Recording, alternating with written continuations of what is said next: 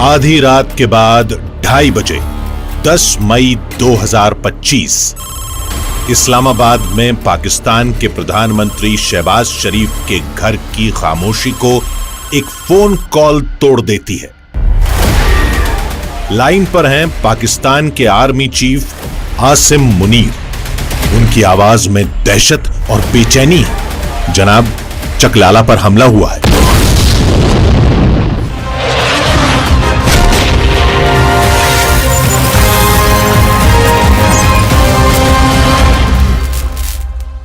नौ और 10 की दरमियानी रात में तकरीबन 2:30 बजे सिपा सलार जनरल सैयद आसिम मुनीर ने मुझे सिक्योर फोन पे मुझे बताया कि वज़ीर-ए-आज़म साहब, हिंदुस्तान ने अपने बैलिस्टिक मिसाइल अभी लॉन्च किए हैं।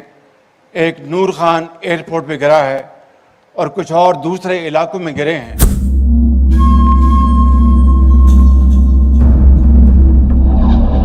नूर खान एयरबेस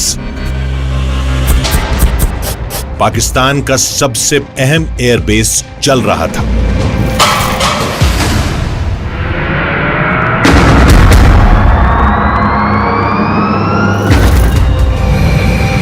ये कोई सिंबॉलिक स्ट्राइक नहीं थी, ये सटीक हमला था और बेहद घातक था।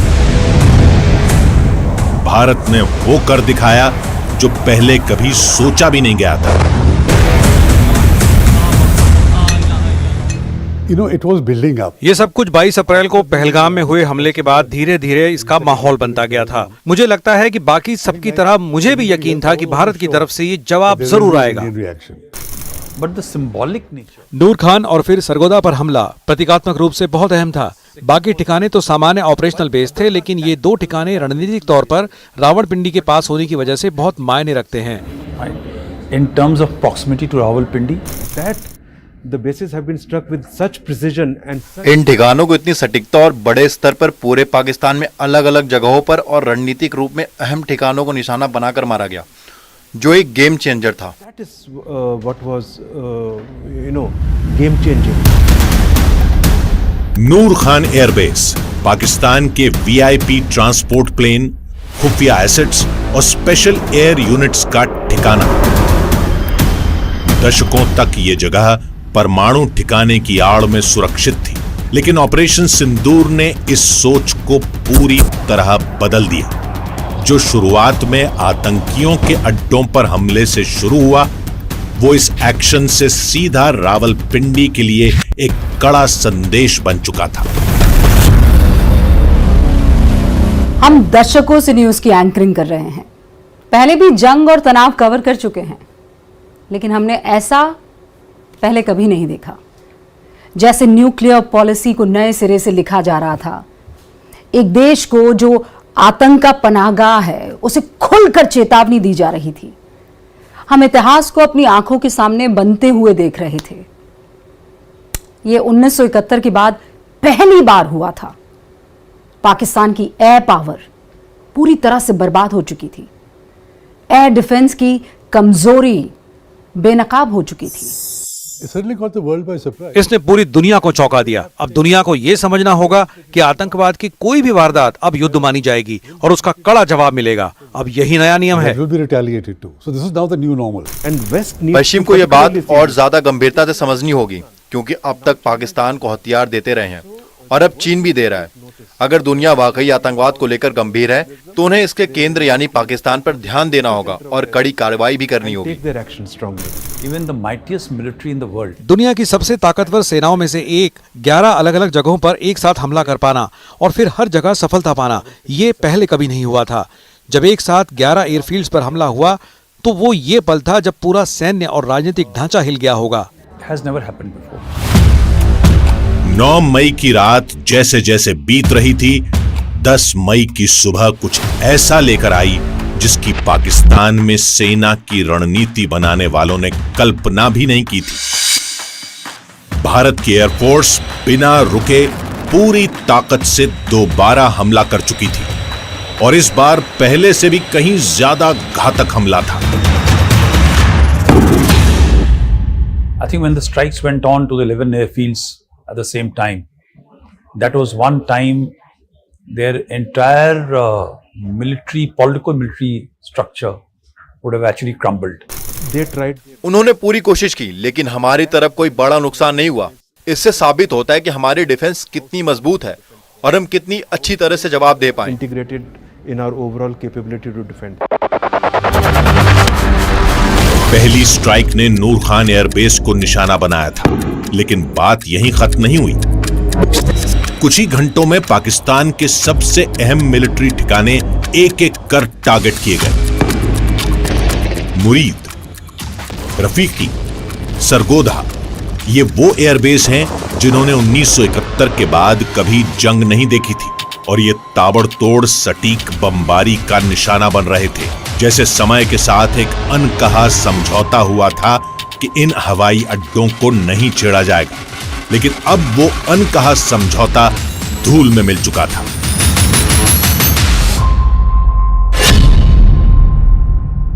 We have targeted the length and breadth of the adversary.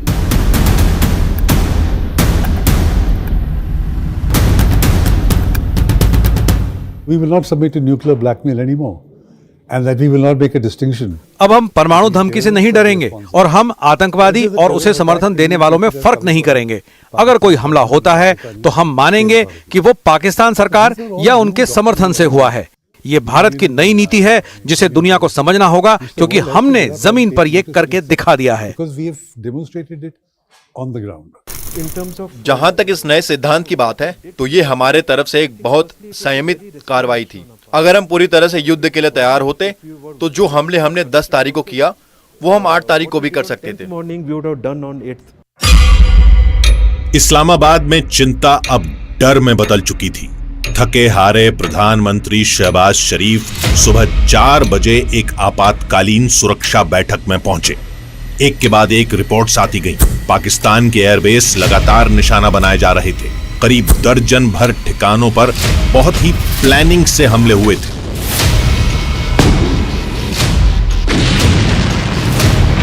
ये 1971 के बाद पहली बार हुआ था। पाकिस्तान की एयर पावर पूरी तरह से बर्बाद हो चुकी थी। एयर डिफेंस की कमजोरी बेनकाब हो चुकी थी।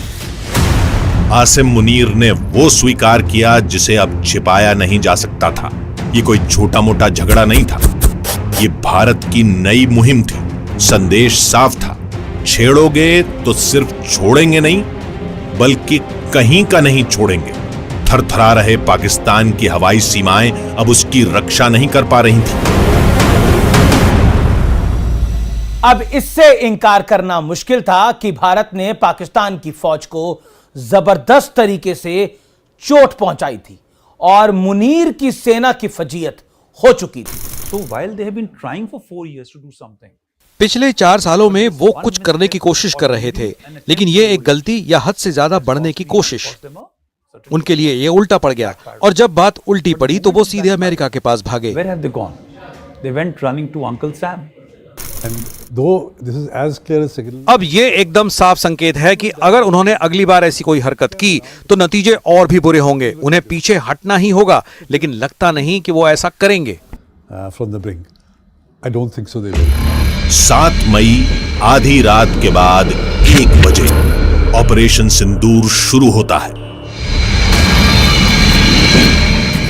भारतीय जेट ने पाकिस्तानी रडार को चकमा दिया और पीओके के साथ साथ पाकिस्तान के अंदर 9 आतंकी अड्डों पर सटीक हमले को अंजाम दिया।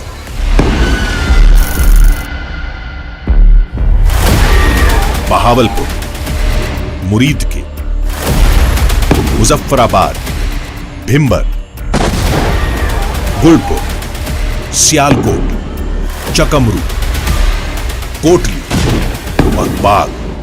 मकसद साफ था, पीओके और पाकिस्तान में आतंक के ढांचे को पूरी तरह तबाह करना।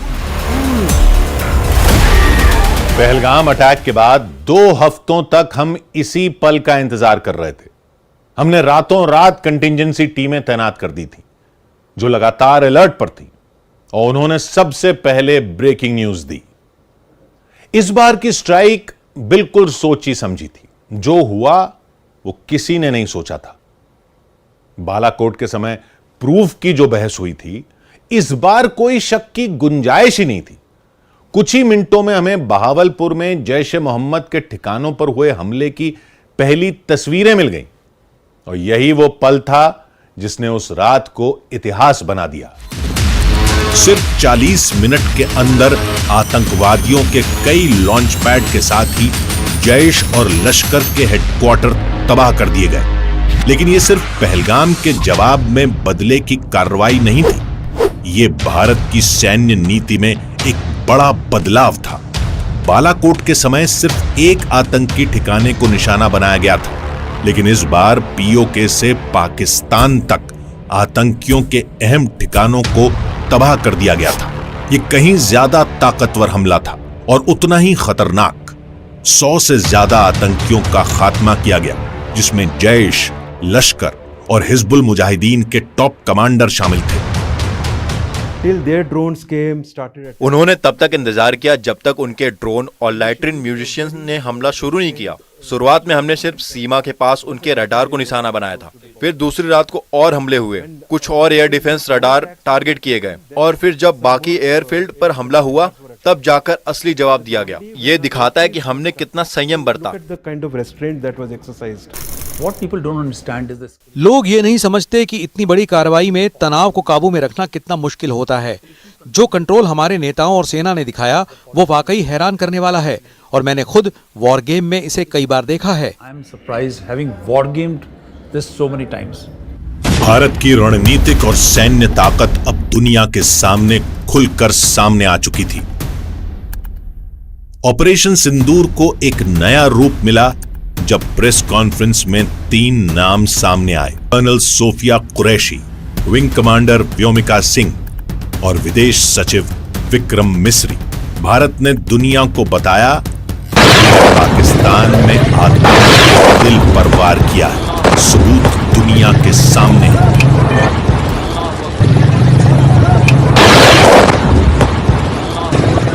ऑपरेशन सिंदूर 22 अप्रैल को पहलगाम में हुए विभत्स आतंकवादी हमले के शिकार मासूम नागरिकों व उनके परिवारों को न्याय देने के लिए लॉन्च किया गया था।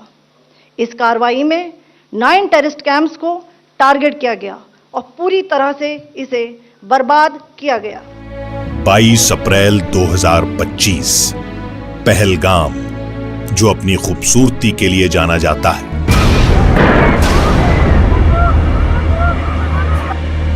मासूमों के खून से लाल हो गया। 26 भारतीयों को बेदर्दी से मार डाला गया। उन्हें सिर्फ भारतीय होने के लिए नहीं, बल्कि उनके धर्म के लिए निशाना बनाया गया। यह हमला नहीं था, यह नफरत का एक पैगाम था, और दिल्ली ने वो नफरती पैगाम सुन लिया था। हम जो दिल्ली में सत्ता के गलियारों में खबरों पर नजर रखते हैं, हमें तुरंत समझ में आ गया कि यह हमला अलग हटकर है। यह हमला उस वक्त हुआ जब अमेरिकी उपराष्ट्रपति जेडी वेंस भारत के दौरे पर थे। इससे पहले भी कई बार अमेरिकी डेलीगेशन जब भारत के दौरे पर थे तब आतंकी वारदात हुई है, लेकिन इस बार जो पूरा का पूरा वाकया था वह अलग दिख रहा था। हमें पता था कि मौजूदा सरकार ऐसे संकटों पर कैसे रिएक्ट करती है, और हमें यह भी यकीन था कि पीएम मोदी रियाद से लौटने की प्लानिंग शुरू कर चुके होंगे। प्रधानमंत्री नरेंद्र मोदी कुछ ही घंटों में सऊदी अरब से भारत लौट आए। सुबह तक साउथ ब्लॉक में कैबिनेट कमेटी ऑन सिक्योरिटी यानी सीसीएस की बैठक शुरू हो चुकी थी। जो फैसले आमतौर पर बंद कमरों में फुसफुसाकर लिए जाते हैं वो खुलकर सामने थे। गृह मंत्री अमित शाह को पहले वाले दिन ही श्रीनगर और पहलगाम भेज दिया गया। भारत सिर्फ शोक नहीं मना रहा था, भारत एक्शन में था। 7 मई को जो कार्रवाई हुई उसने इस्लामाबाद को हिलाकर रख दिया। एलओसी पर कुछ ही घंटों में भारी हलचल शुरू हो गई थी।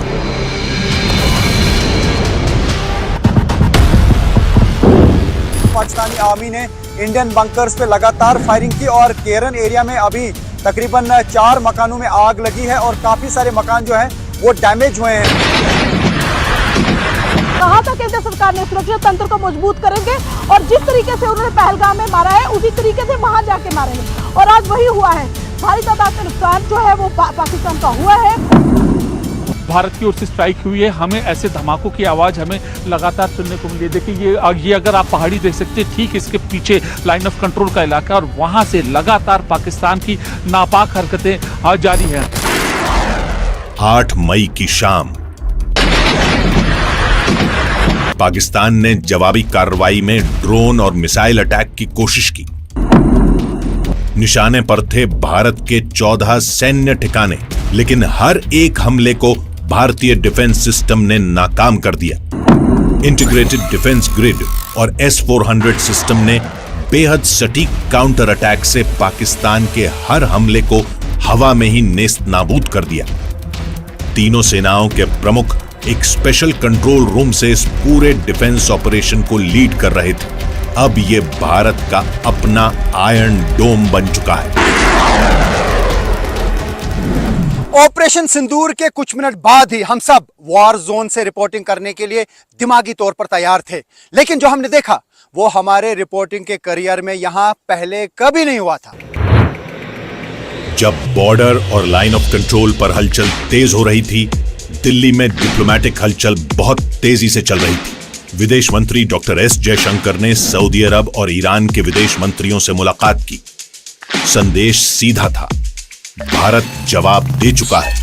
अगर पाकिस्तान आगे बढ़ा तो हम एक्शन से हिचकेंगे नहीं। भारत का पश्चिमी देशों को मैसेज हमेशा से साफ रहा है, अपने बचाव का हक भारत कभी नहीं छोड़ेगा। India gave a firm, resolute and measured response by destroying the relevant terror centers and launch pads. India's right to defend its people against acts of terror has also been recognized by countries across the world. इसके ठीक उलट पाकिस्तान की diplomacy पूरी तरह से नाकाम रही। उनके मंत्रियों ने वेस्टर्न मीडिया में जाकर और ज्यादा शर्मिंदगी झेली। सबको पता है कि पाकिस्तान की सियासत अब उनके हाथ में नहीं रही, लेकिन उनके नेताओं ने जो फजीहत करवाई वो अभूतपूर्व थी। कुछ बयान तो ऐसे हैं जिन्हें सुनकर होश उड़ जाए। You do admit, sir, that Pakistan has had a long history of backing and supporting and training and funding these terrorist organizations. Well, we have been doing this dirty work for the United States for about 3 decades, and West, including Britain. As far as what the defense minister said, I don't think that it's a secret that Pakistan has a past as far as extremist groups are concerned. Let's start with this very specific allegation of 5 fighter jets shot down. Where's the evidence for that, sir? It's all over the social media, on Indian social media, not on our social media. The debris of these jets fell into Indian occupied Kashmir. 9 मई को पाकिस्तान ने हमले और तेज कर दिए। सब लोग अपनी दुकानों की, अपने घरों की, अपनी गाड़ियों की लाइटें बंद कर दें। उत्तर में लेह से लेकर दक्षिण में सरक्रीक तक 300 से 400 ड्रोन लॉन्च किए गए। भारत के एयर डिफेंस सिस्टम ने आसमान को आतिशबाजी से भर दिया। तुर्की से आए ड्रोन देखे गए और तुरंत इंटरसेप्ट कर लिए गए। जवाबी कार्रवाई में भारत ने हेरोप लॉइटरिंग ड्रोन तैनात किए, जो पाकिस्तान की सीमा के अंदर जाकर उनके कंट्रोल पोस्ट को तबाह कर रहे थे। अब तक ये साफ हो चुका था कि ये लंबा चलेगा। नए भारत ने इससे पहले ऐसे टीवी पर लाइव युद्ध नहीं देखा था। हर घंटे के साथ ये साफ हो रहा था कि भारतीय सेना न सिर्फ पाकिस्तान के हमलों को रोक रही है, बल्कि जिस पैमाने पर जवाबी हमले हो रहे हैं उससे पाकिस्तान जल्दी घुटनों पर आ जाएगा। It is only after that strike that our hit has taken, our उस हमले के बाद भारत ने जवाब में 9 ठिकानों पर हमले किए, जैसे कि सरगोधा, चकलाला, जैकबाबाद, बोलारी। ये सब अहम टारगेट थे। सिर्फ एयर डिफेंस सिस्टम ही नहीं बल्कि जमीन पर खड़ी अहम चीजें भी टारगेट की गई। हैंगर, F-16 शेल्टर, रनवे, हर चीज पर हमला हुआ। Targeting their F-16 shelters, targeting their launch capability in terms of runways. 10 मई सुबह 3 बजे अब कोई रुकावट नहीं बची थी। इंडियन एयरफोर्स के फाइटर जेट्स ने पाकिस्तान के और भी एयरबेस मुरीद, रफीकी और सरगोधा पर हमला कर दिया। रावलपिंडी अब पूरी तरह तबाह हो चुका था। दशकों में पहली बार पाकिस्तान के अहम एयरबेस ऐसे खतरे को देख रहे थे। पाकिस्तानी फौज में डर फैल गया। धमाका देखिए कितना जबरदस्त हुआ है। आप उसके साइज और स्केल से बता सकते हैं कि ये धमाका किसी बड़े हथियार का इस्तेमाल करने से हुआ है। श्री साहब जो विदेश सचिव हैं, उन्होंने प्रेस कॉन्फ्रेंस की और सेना की तरफ से कर्नल सोफिया कुरैशी और एयरफोर्स की तरफ से विंग कमांडर व्योमिका सिंह ने बताया किस तरह से ऑपरेशन सिंदूर को अंजाम दिया गया।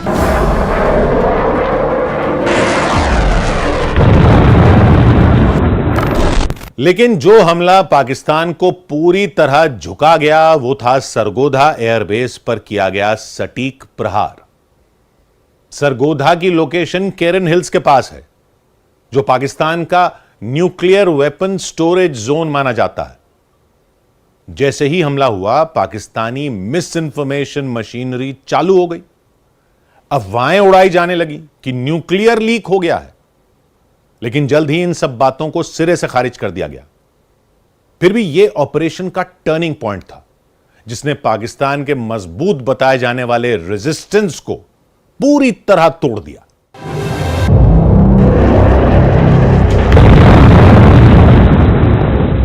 The Sargodha thing which happened is, look at the layers.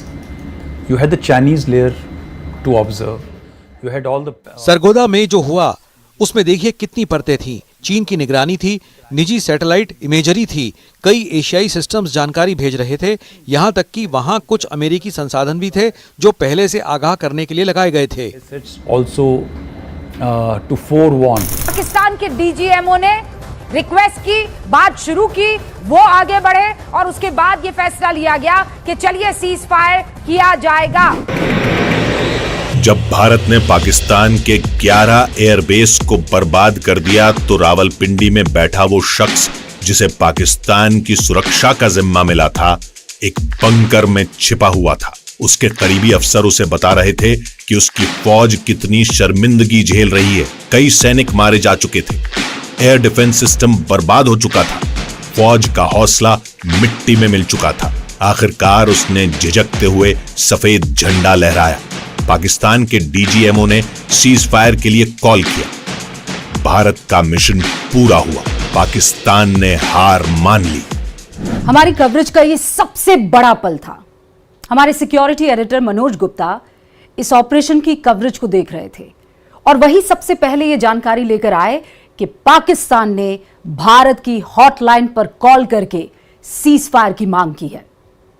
Islamabad गिड़गिड़ा रहा था, पाकिस्तान की हार सामने आ चुकी थी। जब नई दिल्ली में इसकी औपचारिक घोषणा करने की तैयारी चल रही थी, उसी बीच अपने अति उत्साह के लिए जाने जाने वाले अमेरिका के राष्ट्रपति डोनाल्ड ट्रंप ने सोशल मीडिया पर पोस्ट की और सीज फायर कराने का दावा करने लगे। लेकिन भारत ने तुरंत साफ कर दिया कि कोई तीसरी पार्टी मध्यस्थ नहीं थी। पाकिस्तान ने सीज फायर की मांग की और कहा कि हम फायर नहीं करेंगे, तो भारत ने भी कहा कि अगर उधर से हमला नहीं होगा तो इधर से भी नहीं होगा। Military operations of Pakistan called the Director General of Military Operations of India at 15:35 hours earlier this afternoon. Pakistan की मिलिट्री ऑपरेशंस के डायरेक्टर जनरल ने भारत के डीजीएमओ को दोपहर 3:35 पर फोन किया और दोनों पक्षों ने जमीन, हवा और समंदर में सभी सैन्य कार्रवाई को शाम 5 बजे से रोकने पर सहमति जता दी। From 1700 hours Indian Standard Time today, instructions have been given on both sides to give effect to this understanding the Directors General of Military Operations, will talk again on the 12th of May at 1200 hours. Pakistan में अब हकीकत धीरे धीरे सबको समझ आ रही थी। National assembly में हार और अपमान की फुसफुसाहटें शुरू हो गई थी। भारत की तरह वहां कोई एकजुटता नहीं थी, बल्कि कई नेता खुद अपने प्रधानमंत्री का मजाक उड़ा रहे थे। अगर शेरों का लश्कर उसका सरदार गीदड़ हो तो वो नहीं लड़ सकते, वो जंगे हार लेते हैं। वजीर आजम, जब आपका लीडर बुज़दिल हो, वो मोदी का नाम ना ले सके, उसको आप क्या पैगाम दे रहे बॉर्डर पे लड़ने वाले उस जवान को? हमारी कमी है, हम मजबूर हैं, हम गुनाहगार हैं, लेकिन रब्बे काबा हम तेरे हबीब की उम्मती है। खुदा का वास्ता हमसे रहम का भला फरमा। This is largely an air battle, if you can call it that. So if they think they have done well, ये ज्यादातर हवाई जंग थी। अगर वो समझते हैं कि उन्होंने अच्छा किया तो जिस व्यक्ति को प्रमोट होना चाहिए था वो तो एयर चीफ था, लेकिन मुनीर को हार के बाद फील्ड मार्शल बना दिया गया ताकि घरेलू जनता के सामने हार को छुपाया जा सके। the loss, the decisive military loss that Pakistan suffered is to cover up for the domestic audience. Operation Sindoor ने पाकिस्तान की मिस इन्फॉर्मेशन फैक्ट्री को भी पूरी तरह बेनकाब कर दिया। भारत ने सैटेलाइट इमेजेस, बरामद हथियारों और लॉजिकल एविडेंस के जरिए पूरी दुनिया को दिखाया कि सच्चाई क्या है। जनरल मुनीर के साथियों के पास अब बस तुक्के मारने के अलावा कुछ नहीं बचा था। ग्लोबल एक्सपर्ट्स ने इसे साफ तौर पर भारत की जीत कहा। भारत माता की। Operation Sindoor was partly successful in regards of destroying the terror infrastructure, but highly successful. Operation ने पाकिस्तान के बुनियादी ढांचे को तबाह कर दिया और उसे इतनी बुरी तरह कमजोर कर दिया कि वो अब पारंपरिक भारतीय हमलों से खुद को बचा भी नहीं सकता और न ही पलटवार करने की ताकत रखता है। उनके पास अब सिवाय सीज़फायर मांगने के और कोई चारा ही नहीं बचा था। And had no other option but to sue for ceasefire. पूरे ऑपरेशन का सबसे बड़ा संदेश ये था, भारत अब सिर्फ डिफेंस नहीं करता, भारत अब खुद डिफेंस टेक्नोलॉजी भी बना रहा है। आकाश तीर भारत का स्वदेशी एयर डिफेंस सिस्टम आत्मनिर्भरता और अजय एयर डिफेंस का प्रतीक बन चुका है। आकाश तीर को अलग बनाती है इसकी तकनीक, जिसने इसे एक साथ कई हवाई हमलों से निपटने में सक्षम बनाया। दुनिया के गिने चुने सिस्टम ही ऐसा कर पाते हैं। भारत ने एक सीधा और सख्त बयान दिया, अब बर्दाश्त करने का दौर खत्म हो चुका है। भारत के आम लोगों पर हमले हुए, धार्मिक जगहों को टारगेट किया गया, ड्रोन वॉरफेयर को हथियार बनाया गया। अब से भारत के एक्शन का नया नियम होगा। सर्जिकल स्ट्राइक और एयर स्ट्राइक के बाद अब ऑपरेशन सिंदूर आतंक के खिलाफ भारत की नीति है। ऑपरेशन सिंदूर ने आतंक के खिलाफ लड़ाई में एक नई लकीर खींच दी है, एक नया पैमाना, न्यू नॉर्मल तय कर दिया है। पहला, भारत पर आतंकी हमला हुआ तो मुंह तोड़ जवाब दिया जाएगा। दूसरा, कोई भी न्यूक्लियर ब्लैकमेल भारत नहीं सहेगा। तीसरा, हम आतंक की सरपरस्त सरकार और आतंक के आकाओं को अलग अलग नहीं देखेंगे। ऑपरेशन सिंदूर को अभी सिर्फ रोका गया है, ये खत्म नहीं हुआ। उन 88 घंटों में जो एक्शन हुआ उसका असर दशकों तक रहेगा। भारत ने पूरा समीकरण बदल दिया है। सटीक हमले, तेज एक्शन, मजबूत कूटनीति। पाकिस्तान का डिनायल प्लान अब बिखर चुका है। अब एक नए चैप्टर की शुरुआत हो चुकी है, जहां आतंक बर्दाश्त नहीं किया जाएगा। करारा जवाब मिलेगा और किसी भी उकसावे की कीमत अब पहले से ज्यादा चुकानी पड़ेगी। आज देश निराशा के अंधकार से निकलकर विश्वास के उजाले में तिरंगा फहरा रहा है। 22 तारीख के हमले के जवाब में हमने 22 मिनट में आतंकियों के 9 सबसे बड़े ठिकाने तबाह कर दिए। दुनिया ने और देश के दुश्मनों ने भी देख लिया, जब सिंदूर बारूद बन जाता है तो नतीजा क्या होता है।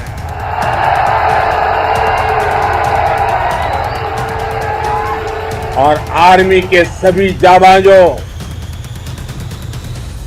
बीएसएफ के अपने शूरवीरों को सैल्यूट करता हूं।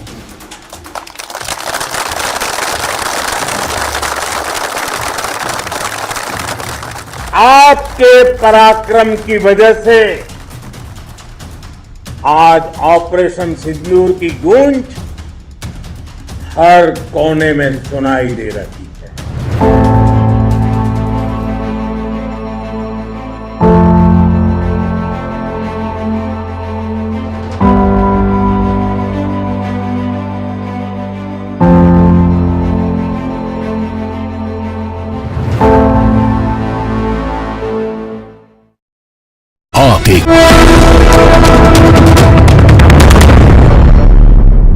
रेवंत रेड्डी आपसे पूछ रहे हैं